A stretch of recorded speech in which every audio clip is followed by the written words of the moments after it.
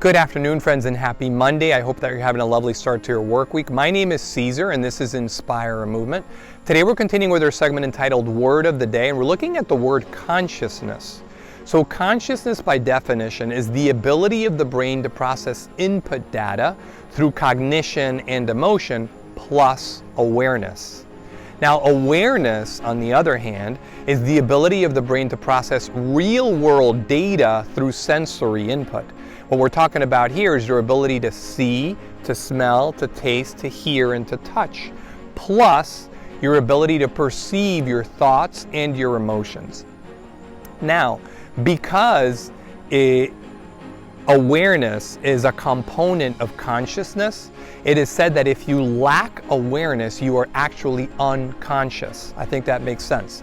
So whether it be a byproduct of digital distraction or digital overwhelm, if you will, because of the modern lifestyle, or possibly due to some dissociative state between mind and body due to some unresolved traumatic experience, if you are said to be lacking awareness or duly unconscious, this is definitely less than optimal for your well-being, and it's going to lead to physiological issues which will ultimately lead to inflammation and disease. And we know that the precursor to all forms of disease, including cancer, is inflammation. For example, if you have high periods of stress and anxiety, the midbrain is actually inflamed. This has been now very much proven through research in neuroscience, and you don't have the ability to be aware because you don't have access to your cognition in your prefrontal cortex or your neocortex. So you can see how lacking awareness altogether of pervasive thought patterns,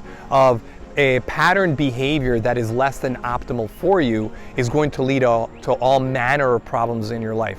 I have definitely been able to relate to this for a very large period of my life. I was very disconnected from basic awareness because I never understood attention and awareness training through meditative practices.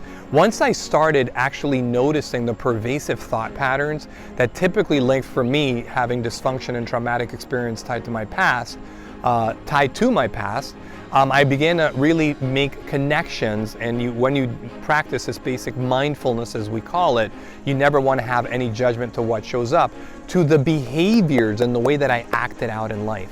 And obviously, your behaviors, that which you have habituated, are the outcomes and the end results that you have in your life. So if you're completely out of touch, completely unaware of the pervasive thought patterns, you'll never be able to have any sort of discernment around your pattern behavior and where it comes from, what beliefs potentially programmed information in your subconscious mind that thing is tied to. So these are very important distinctions that we make, and hopefully this adds a little bit of clarity as to the differences between consciousness and awareness, and better explains how awareness is actually a component of consciousness. Again, this is all done with a lot of love and respect for you. If there's some further content that you would like for us to consider, please tune into www.inspireamovement.com. Please sync up with us and send us a like or a comment. We welcome any input from you. Constructive criticism is more than welcome. Peace and love to everyone out there. Bye-bye.